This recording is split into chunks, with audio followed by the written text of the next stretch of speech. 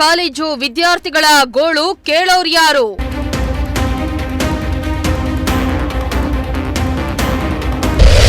ಸಮಯಕ್ಕೆ ಸರಿಯಾಗಿ ಬಸ್ ಬಾರದೆ ವಿದ್ಯಾರ್ಥಿಗಳ ಪರದಾಟ.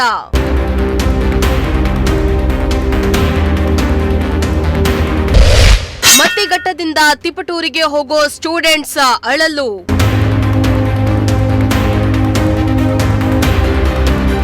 ಕೆಎಸ್ಆರ್ಟಿಸಿ ನಿಗಮದ ಅಧ್ಯಕ್ಷ ಎಸ್ ಶ್ರೀನಿವಾಸ್ ಅವರೇ, ನೀವು ಒಮ್ಮೆ ಈ ಸುದ್ದಿಯನ್ನ ನೋಡ್ಲೇಬೇಕು.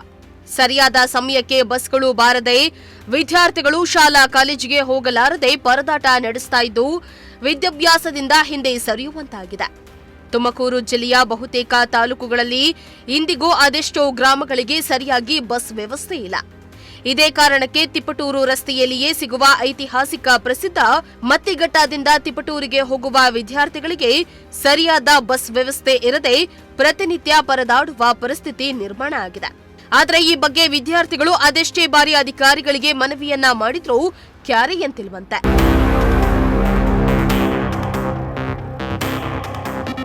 ಹೌದು, ತಿಪಟೂರು ತುಮಕೂರು ಜಿಲ್ಲೆಯ ಶೈಕ್ಷಣಿಕ ನಗರಗಳಲ್ಲಿ ಒಂದು.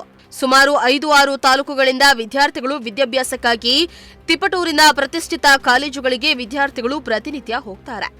ವಿದ್ಯಾಭ್ಯಾಸ ಏನು ಮಕ್ಕಳಿಗೆ ಫಸ್ಟ್ ಕ್ಲಾಸ್ ಆಗಿ ಸಿಗುತ್ತೆ. ಆದರೆ ಕಾಲೇಜಿಗೆ ಹೋಗೋಕೆ ಸಾರಿಗೆ ಸಮಸ್ಯೆ ಮಾತ್ರ ಜ್ವಲಂತ ಸಮಸ್ಯೆಯಾಗಿ ಉಳಿದುಬಿಟ್ಟಿದೆ.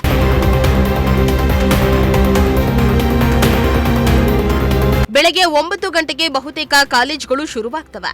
ಇದಕ್ಕೆ ವಿದ್ಯಾರ್ಥಿಗಳು ಮನೆಯಿಂದ ಬೆಳಗಿನ ಜಾವ 6 ಗಂಟೆಗೆ ಹೊರಟು ಬಸ್ ಸ್ಟ್ಯಾಂಡ್ ಬಳಿ ಬಂದು ಕಾಯಬೇಕು. ಹುಳಿಯಾರಿನಿಂದ ಎಲ್ಲ ಬಸ್ಗಳು ರಶ್ ಆಗಿ ಬರೋದ್ರಿಂದ ಮತ್ತಿಘಟ್ಟ, ಕೈಮರ, ಬರಣಾಪುರ, ಹಾಲ್ಕುರ್ಕೆ ಸ್ಟ್ಯಾಂಡ್ಗಳಲ್ಲಿ ಬಸ್ಗಳು ನಿಲ್ಲಿಸೋದೇ ಇಲ್ಲ.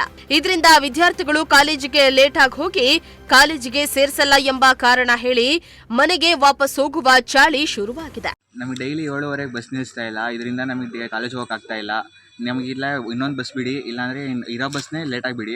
ಇದರಿಂದ ನಾವು ಕಾಲೇಜ್ಗೆ ಹೋಗೋಕ್ಕಾಗುತ್ತೆ. ಇಲ್ಲಾಂದರೆ ನಾವು ಇಲ್ಲೇ ನಿಂತ್ಕೊಬೇಕಾಗುತ್ತೆ. ಡೈಲಿ ಯಾರೋ ಒಂದು ಬಸ್ ಬಿಡಿ. ಇನ್ನು ಇದಕ್ಕೆ ಪರಿಹಾರ ಸಿಗಬೇಕಂದ್ರೆ ತಿಪಟೂರು ವಿಭಾಗದ ಕೆಎಸ್ಆರ್ಟಿಸಿ ಮನಸ್ಸು ಮಾಡಿ ಬೆಳಗ್ಗೆ ಸುಮಾರು 7:30ಕ್ಕೆ ಹಾಗೂ 8 ಗಂಟೆಗೆ ಮತ್ತಿಘಟ್ಟದಿಂದ ತಿಪಟೂರಿಗೆ ಪ್ರತ್ಯೇಕ ಬಸ್ಗಳ ವ್ಯವಸ್ಥೆಯನ್ನ ಮಾಡಿ ವಿದ್ಯಾರ್ಥಿಗಳ ವಿದ್ಯಾಭ್ಯಾಸಕ್ಕೆ ನೆರವನ್ನ ಮಾಡಿಕೊಡಬೇಕಾಗಿದೆ. ಇಲ್ಲವಾದಲ್ಲಿ ವಿದ್ಯಾರ್ಥಿಗಳು ಶಿಕ್ಷಣದಿಂದ ವಂಚಿತರಾಗ್ತಾರೆ. ತಿಪಟೂರು ಶಾಸಕರೇ, ನೀವು ಕೂಡ ಈ ವಿಚಾರವನ್ನ ಗಣನೆಗೆ ತೆಗೆದುಕೊಂಡು ನಿಮ್ಮದೇ ತಾಲೂಕಿಗೆ ಶಿಕ್ಷಣಕ್ಕೆಂದು ಬರುವ ವಿದ್ಯಾರ್ಥಿಗಳಿಗೆ ಸೂಕ್ತ ಬಸ್ ವ್ಯವಸ್ಥೆ ಒದಗಿಸುವಂತೆ ಸಂಬಂಧಪಟ್ಟ ಇಲಾಖೆಗೆ ಮನವಿಯನ್ನ ಸಲ್ಲಿಸಿ. Bureau report, Prajashakti TV.